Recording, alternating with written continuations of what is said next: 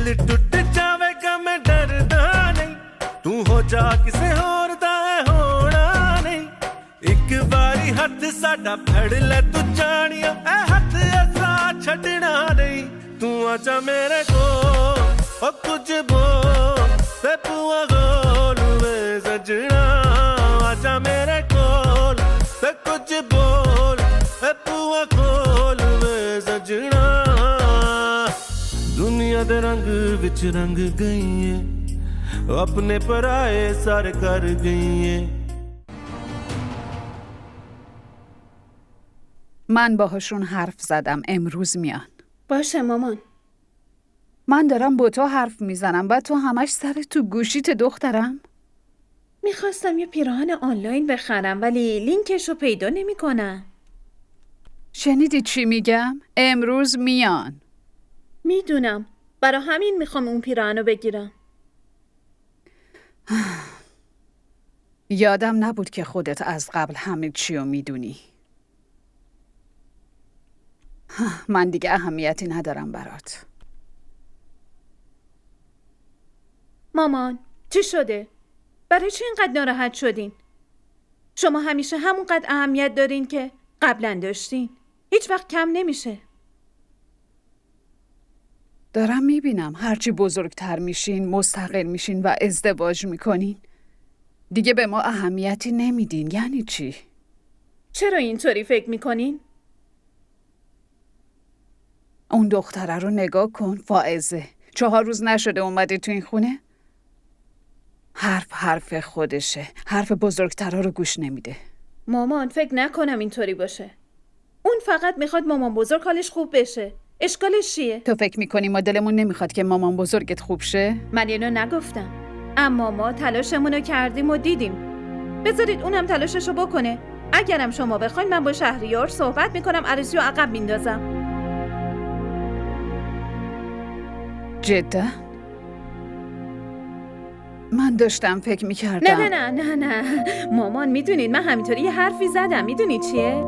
جدی که نگفتم. بیخیال اما تو شید راست دیگه. میگی. میتونیم یکم عقب بندازیم. مامان اونا عجله دارن. ما هم باید عجله کنیم دیگه.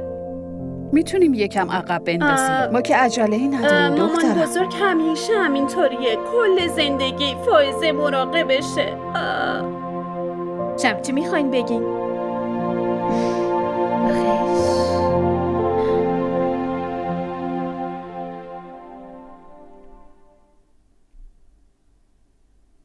امروز نرو دیگه. چقدر مرخصی بگیرم؟ ببین چقدر با مامان بزرگ وقت میگذرونی. اینطوری نیست. خب با تو هم زیاد وقت میگذرونم. وقتی میری پیشش انگار هیچ کس دیگه یا نمیشناسی. دیدی که چطوری با من حرف زدم اما بازم ولکن نیستی. من با ازدواج نکردم که خدمت اونو بکنی فائزه. من خدمت نمی کنم. من حرفمو فقط بفهم عزیزم. اگه اون روز اتفاقی میافتاد همه تو رو مسئول میدونستن. میدونی چی میگم؟ اون فکر میکنه همه توی این خونه دشمنشن و تو هم به زودی وارد همون لیست میشی. فائزه من نمیخوام که به خاطر اون بین من و تو سوء تفاهم پیش بیاد. میدونی چی میگم؟ لطفا.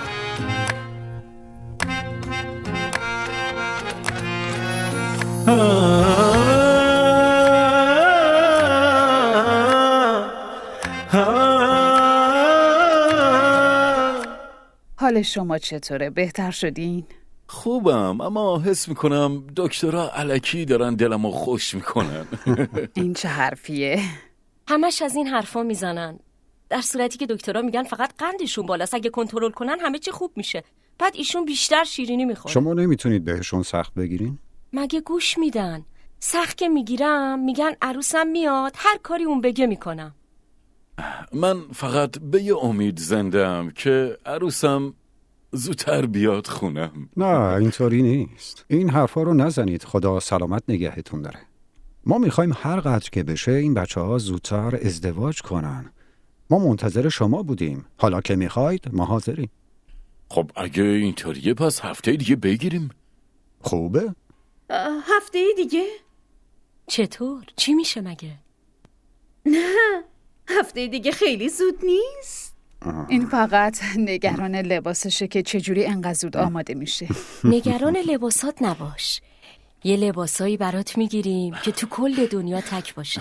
نه، دعوتنامه، کارتا. دخترم این مشکل ماست. همه چی درست میشه. آروم باش. میشه یکم عقب بندازیم؟ چی؟ آخه شهریار میگفت که الینا میخواد زودتر عروسی کنیم.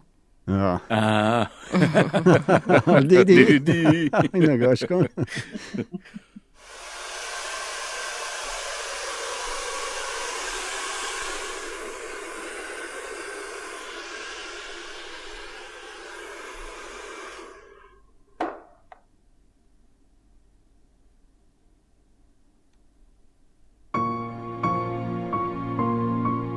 تو نمیاد؟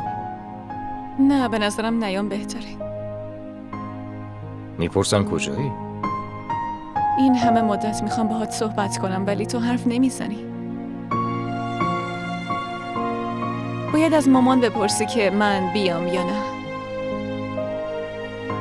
مگه نمیذاره بیا؟ نه اینطوری نیست ولی بازم باید ازشون اجازه بگیرم.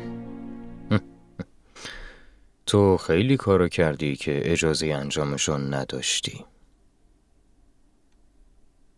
تابش بیا پایین. تاریخو تعیین میکنیم. بیا دیگه. باشه میام. بیا تو هم بیا. میخواستم ازتون بپرسم که من باهاتون بیام یا نه. معلومه که باید بیای. عروس بزرگ خونی. باید اونجا باشی. نه آخه اون روز گفتین قبل این که جلوی کسی بیام باید از شما اجازه بگیرم که بیام یا نه. واسه همینم گفتم که ازتون بپرسم. اینو به تابشم گفتی؟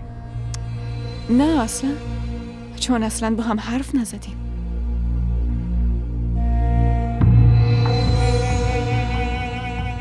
بیا پایین. باشه.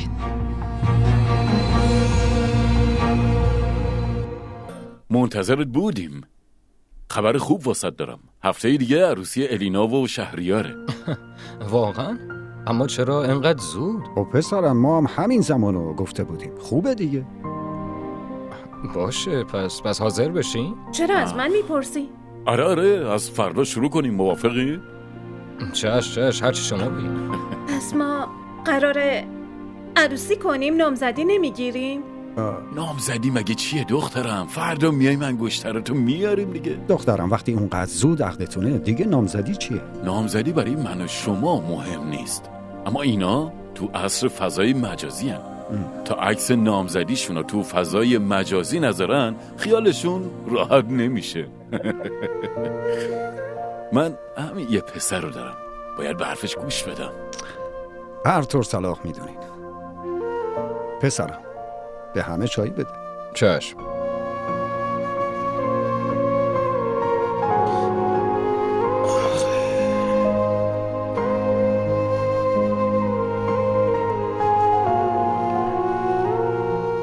چی شده؟ تابش من باید برم پیش مادرم. همه چی خوبه؟ آره احساس میکنم حال مادرم زیاد خوب نیست. از کجا میدونی؟ زنگ زدن چیزی بهت گفته؟ مامان هیچ وقت پشت تلفن چیزی نمیگه. فقط حالمو میپرسه و تلفنو میذاره. نمیدونم چرا احساس میکنم حالش زیاد خوب نیست. فقط میدونم باید برم و پیشش باشم. فائزه تو باید به من میگفتی.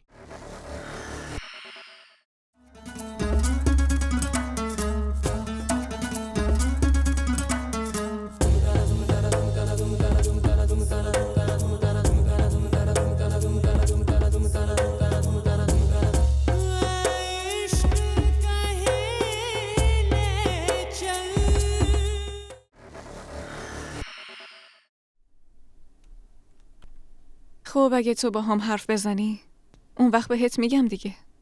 همینطوری یه موضوع رو گرفتی رو الکی ازم دلخوری. تابش خودت فکر کن. وقتی مادر بزرگ خودش منو میخواد اون وقت نرم پیشش، خودت چی فکر میکنی؟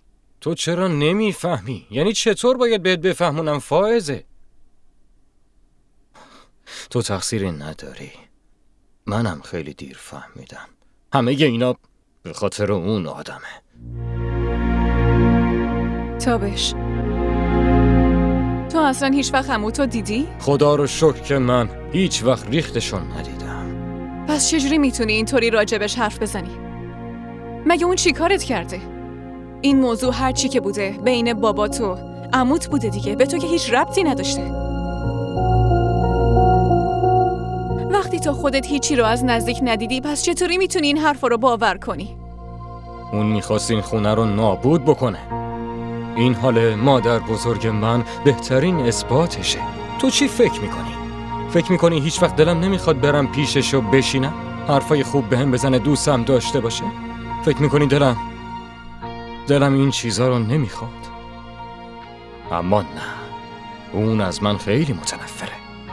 توی کاری که پسرش باهاش کرد تقصیر من چیه؟ بگو. اون یه مادره.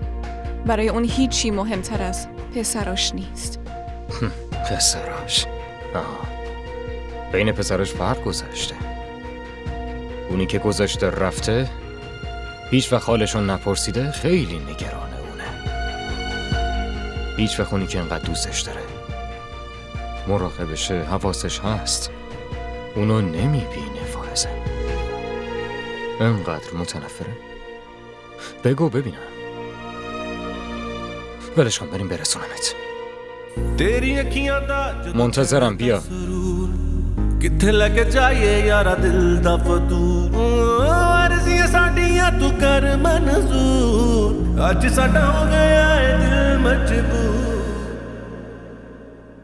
میدونستم دارین همین کارو میکنین. لباسا رو از تو کمد در میارین و دوباره میذارین توش. واسه چی این کارو انجام میدین؟ علیک سلام. میان خونه سلام میکنن ها. این کارم میکنم سرم گرم شه دخترم. یکم حواسم پرت شه. بگو ببینم چرا امروز یهو اومدی اینجا؟ عروسی الیناست. با شهریار؟ شما میشناسینش؟ آره دیدمش. خوش تیپه و انگارم که پول داره. آره الینا هم باهاش خیلی خوشه. تو هم باید همینطوری باشی که از خوشی اون خوشحال نباشی.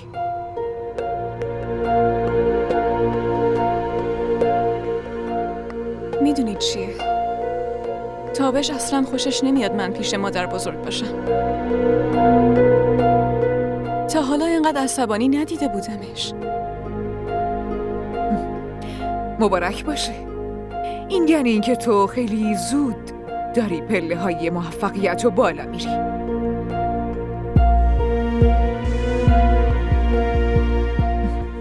میدونی فائزه، مردم همیشه توی زندگیشون به پسر تکیه دارن، اما من به دخترم، چون این کار فقط از دخترم برمیاد. دیگه خودت میدونی باید چی کار کنی. همه خوشحالیشون رو وصل کنن به لبخند الینا. شما راست میگین مامان. رو صورت الینا یه خنده خیلی عجیبیه. بی خیالی. انگار تا حالا هیچ غمی نداشته، مشکلی ندیده.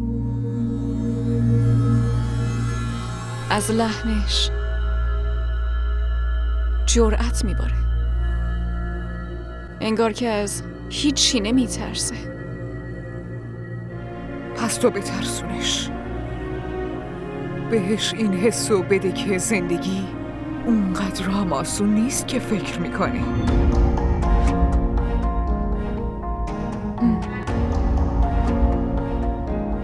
نمیذارم عروسی کنه. بهش میفهمونم. بهش میفهمونم که این زندگی اونطوری که اون فکر میکنه همش خوشحالی و بیخیالی نیست.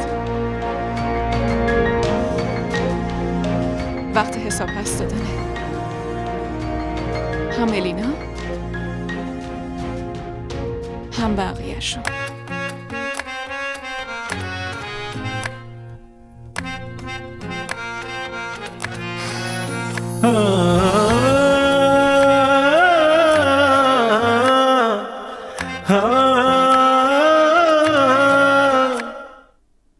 ما را در شبکه‌های اجتماعی دنبال کنید.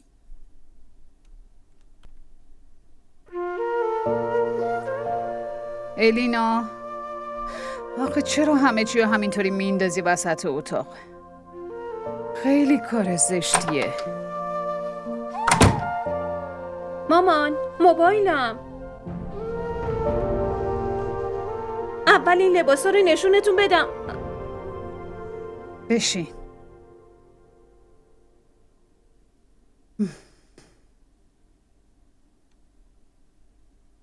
باید یه چیز مهمی رو ازت بپرسم. بپرسین. تو چند وقت شهریار رو میشناسی؟ تقریبا 1.5 سال. اما برای چی میپرسین؟ داشتم فکر میکردم موقع عروسی نازی خیالم حسابی راحت بود. فکر میکردم مسعود به دردش میخوره. اما متاسفانه شوهر خوبی از آب در نیومد. حالا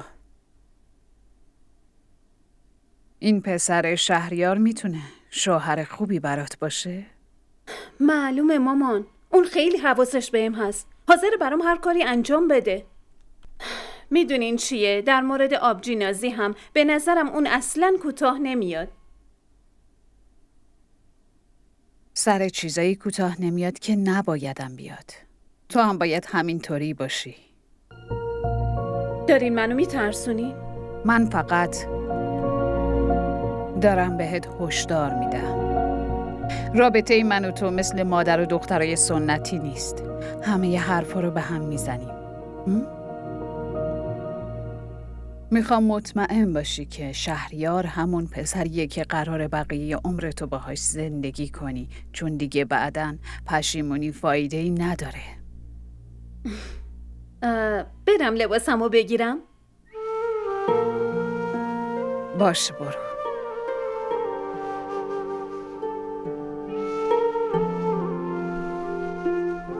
بعد این همه سال تو چشای بابا خوشحالی دیدم. بابا نمیتونه صحبت کنه.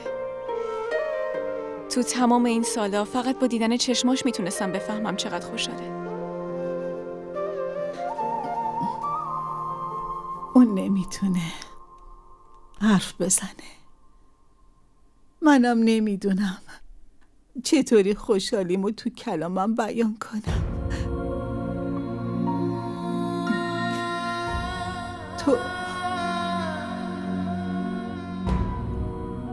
تو دوباره منو میبری پیشش؟ حتما میبرمتون. نگران نباشید. یکی دیگه.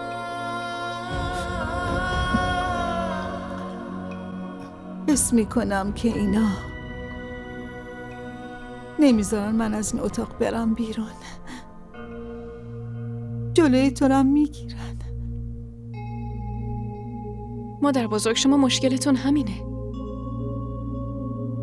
این همه سال اجازه دادین این آدما شما رو آزار بدن.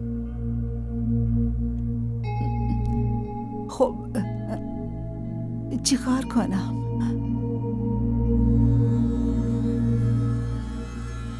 من یه داستان واسه‌تون میگم. یه بار یه آدمی یه بچه فیل کوچولو رو پیدا کرد و نگهش داشت. پای اون فیله رو با یه طناب بست.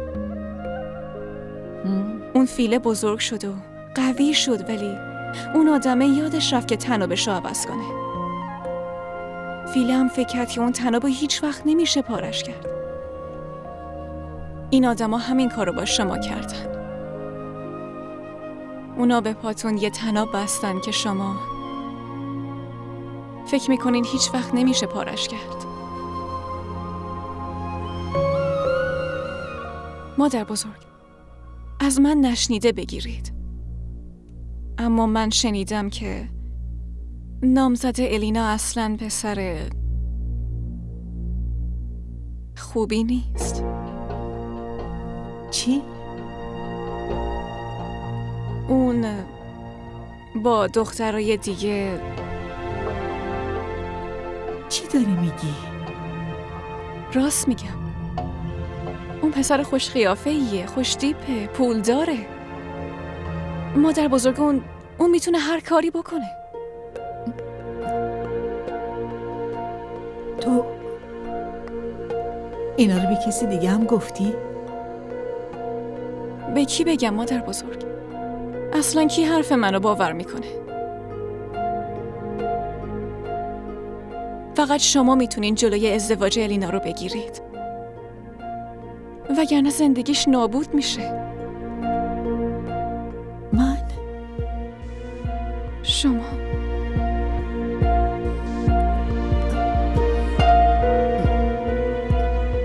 نه نمیتونیم امروز همو ببینیم. به نظرم که برنامه کیه؟ سه‌شنبه. چهارشنبه ساعت 4 بذاریم باشه؟ تو چت شده؟ هیچی. پس چرا قیافت عجیب شده؟ چون که قیافم عجیبه. چه حرفایی میزنی؟ آره بخند. بعد ازدواج از این حرفا بزنم عصبانی میشی.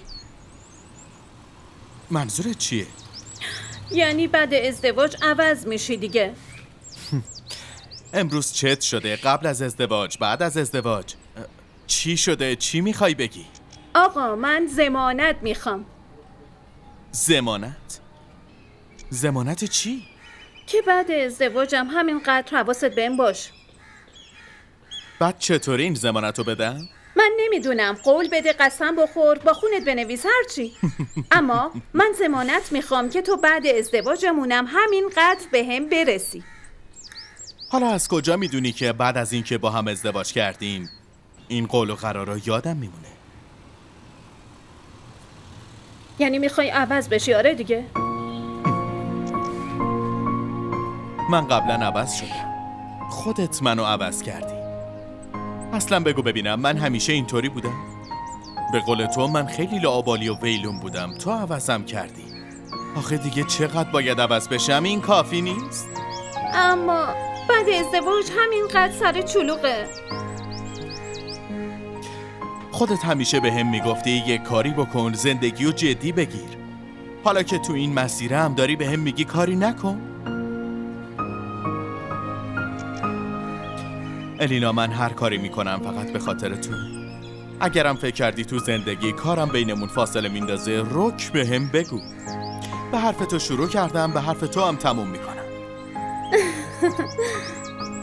خیلی خوب، اگه اینطوریه پس من مشکلی ندارم.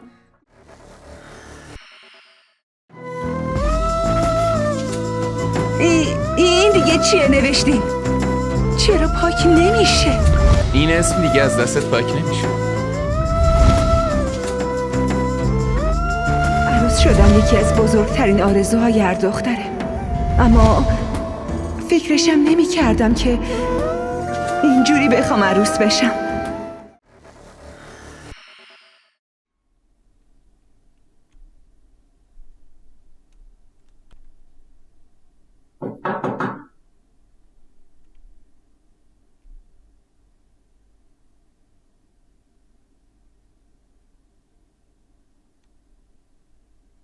از اینجا بودنت معلومه الان یکی دیگه پیش مامانه، درسته؟ دختر به درد نخوری هستی. میتونستی وایسی و حرفاشونو گوش بدی. نکنه چیزی شنیدی؟ ولی کار من این نیست. میتونه کارت باشه. پول خوبی هم بابتش میتونی بگیری. من به چند روز مرخصی نیاز دارم. برای چی؟ حالم اصلا خوب نیست. داری دروغ میگی؟ نه، چرا باید دروغ بگم؟ فعلا نمیتونی بری. تازه امروز نامزدی الیناست. من چی کار کنم؟ سارا، تو عروسی تابش نبودی. میتونم بفهمم. اما باید تو عروسی الینا حتما باشی. اما چرا؟ برای اینکه اگه تابش تو رو همیشه با این سر و وضع ببینه، معلومه که هیچ وقت جذبت نمیشه. عروسی الینا باید حسابی به خودت برسی و توجهش رو جلب کنی. لباس تو چی کار کنی و از کجا بگیری نگران نباش. اونا همش با من. تو فقط سعی کن حسابی توجه تابش رو جلب بکنی. باشه؟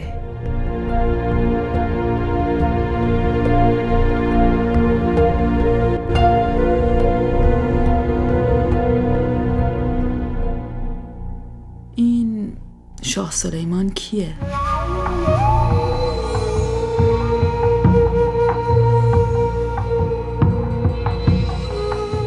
تو با اون چی کار داری؟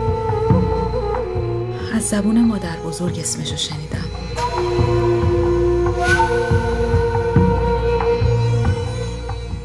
یه روز داستانش رو بهت میگم. بله، حتما به هم بگین لطفا، چون احساس میکنم منم یه ربطی به این داستانا دارم.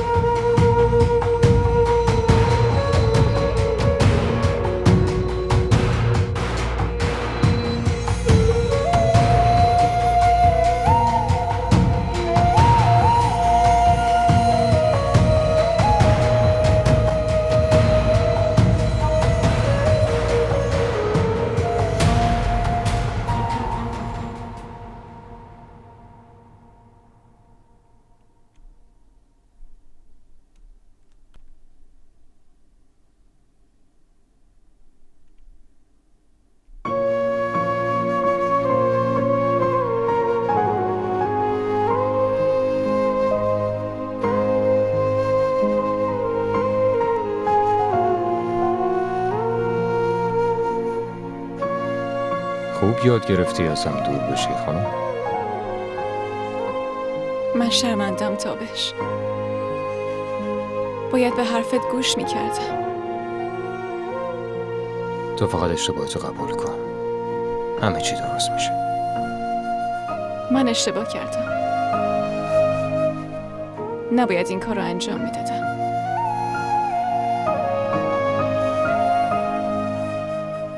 اصلا خوشم نمیاد که اینطوری بگی فائزه. دوستت دارم، خیلی دوستت دارم. اذیت میشم ناراحتی تو میبینم عزیزم. منم خیلی از ناراحتی تو قصه میخوردم. میدونی؟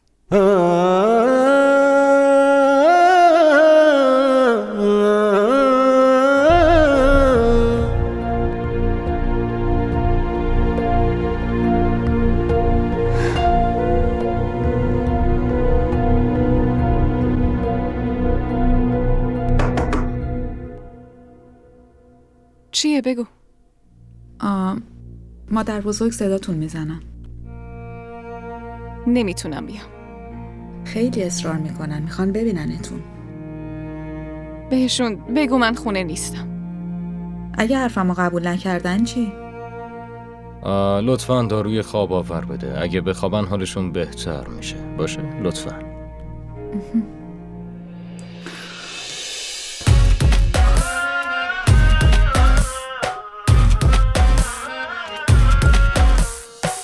दुनिया दे रंग विच रंग गई है अपने पराए सारे कर गई है तेरे जुनून साडा लुटे आ सकून तू बदले विच सड़ गई है मुख उत्ते मुख तेरा लुट गया सुख तू जिंदे जी मर गई है. من دارم یه چند ساعتی میرم مرخصی. بری یا نری برام فرقی نداره. به فائزه گفتی که من کارش دارم؟ گفت برای مامان بزرگ داروی خواب آور ببر. اینو فائزه گفت. تابش گفت. فائزه چی گفت؟ اون ساکت بود.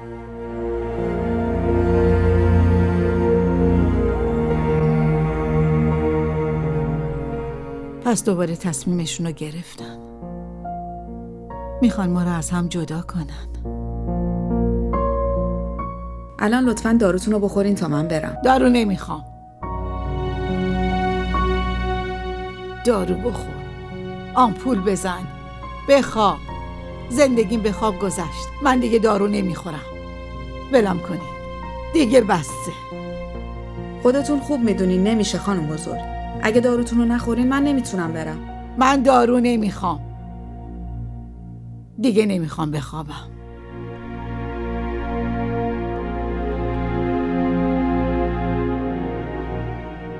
معلوم نیست چقدر خوشی و غم تو زندگی من گذشته بوده. بس شورشو در آوردین. دیگه بس. بعضی وقتا به بخت شما حسودیم میشه. حداقل میتونین از شر غم و غصه های توی زندگیتون به خواب پناه ببرین.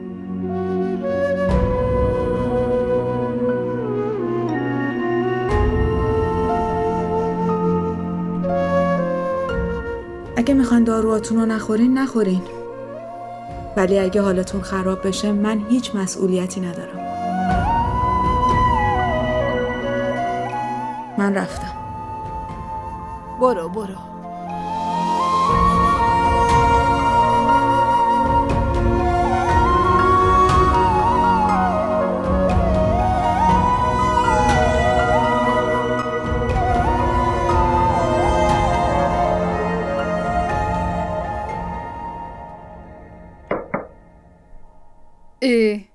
هنوز حاضر نشدی؟ گفتم آرایشگر بیاد خونه. الانم تو راهه. باید زودتر میگفتی بیاد. تا الان رسیده بود. اومدم بهتون بگم خیالتون راحت باشه. شهریار اونطوری که فکر میکنید نیستش. مگه باهاش حرف زدی؟ بله. رو راست ازش پرسیدم که بعد ازدواج عوض نمیشه. اونم تعجب کرد که این چه سوالیه ازش پرسیدم. خوبه. بعضی چیزا رو باید از قبل روشن کرد. شما نگران نباشید. اگرم اتفاقی افتاد دیگه کاری نمیشه کرد. خدا نکنه تو زندگی چیزی بشه دخترم. برو به آرایشگر زنگ بزن بگو زودتر بیاد. ما را در شبکه‌های اجتماعی دنبال کنید. ای بابا آقا عالم، دخترمون کوش؟ آقا داوود شما که میدونین 3 ساعت طول میکشه تا این دخترها حاضر بشن. شایدم بهش زنگ زدن. من میرم بیارمش. مامان یه لحظه. پاشو شهریار، برو بیارش. من که چیزی نگفتم. مگه من دارم میگم تو گفتی؟ فقط میگم پاشو برو. الینا رو ورد بیار. خیلی خوب باشه، چون تو میگی میرم. خدا همیشه این دوتا رو عاشق نگه داره. آمین. تو عروسی تابش رفت فائزه رو آورد. کی تابش رو فرستاد که فائزه رو بیاره؟ توی خونمون مادرم بهش گفت. پس معنیش اینه که پدرت خیلی رمانتیک بوده. خب من نمیدونم، چون از وقتی که چشم باز کردم پدرمو توی سختی و کلی بیماری دیدم. بعدم انقدر با اون بیماری یا جنگید که زود از پیشمون رفت. خب فامیلی نداشتن؟ داشتن ولی خودشون کسی رو نمیدیدن. با عشقشون ازدواج کردن و کل زندگی سزاشو دیدن. خب عاشق شدن که جرم نیست، درسته؟ بعضی از آدما خیلی کم ظرفیتن و فکر میکنن عشق جرمه. تو هر زمانه‌ای که باشه.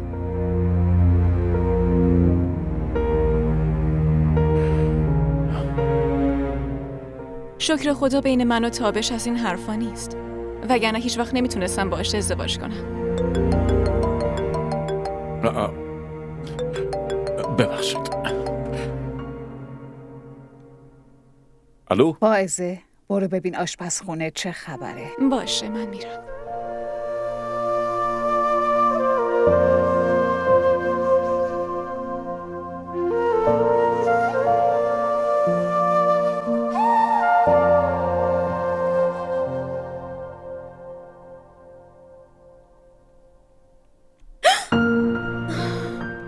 تو اینجا چی کار میکنی؟ خجالت نمیکشی؟ بدون در زدن میای تو اتاق من؟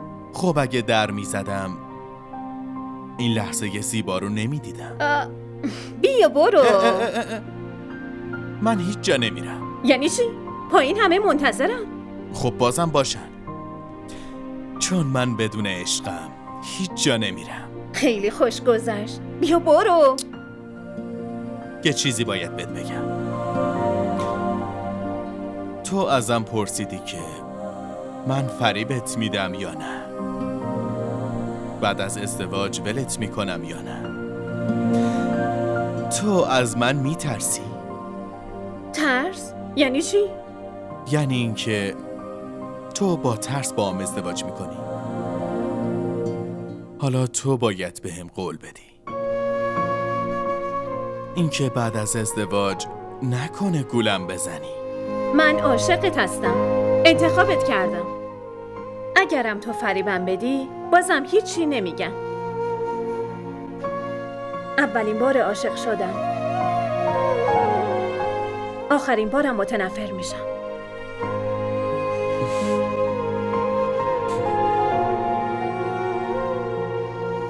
دماغتو دوست دارم.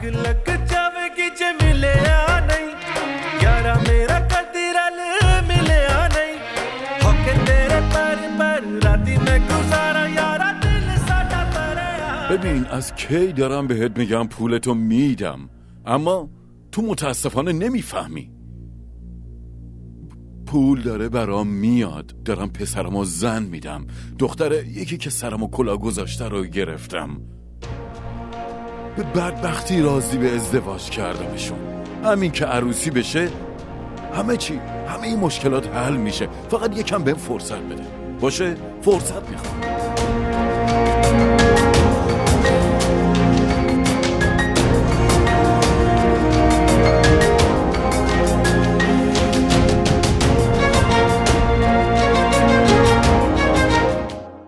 ببین فائزه، من فقط اینو میدونم که الینا دختر خیلی حساسیه و شهریار رو خیلی دوست داره. ببین تابش، من همه اینا رو میفهمم، ولی چرا داری این حرفا رو به من میزنی؟ چون فکر میکنم مادر بزرگ راجع به نامزدی باهات حرف زده.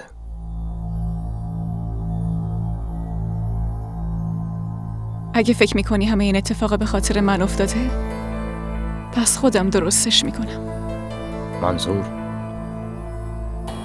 منظورم اینه که با مادر بزرگ حرف میزنم که نظرش رو عوض کنه.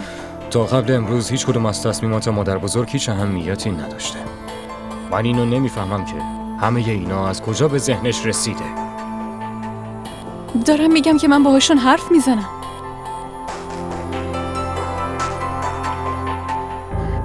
فائزه، اگه میخوایم مسائل بین ما خوب و نرمال بمونه، با مادر بزرگ هیچ حرفی نباید بزنی. یعنی اینم نپرسم که اصلا لازم نیست. اون هر چی گفته تقصیر توه. دل ٹوٹ جاوے گا میں ڈردا نہیں, تو ہو جا کسے اور دا ہونا نہیں. ایک باری ہاتھ ساڈا پھڑ لے تو جانیا, اے ہاتھ ایسا چھڈنا نہیں. تو آجا میرے کول او کچھ بول تے پوا گول میں سجنا. DDTV ارائه کننده بزرگترین سریال های درامای ترکی، کره‌ای، پاکستانی دوبله شده به فارسی می باشد. لطفاً سابسکرایب کنید و عضوی از خانواده ما شوید.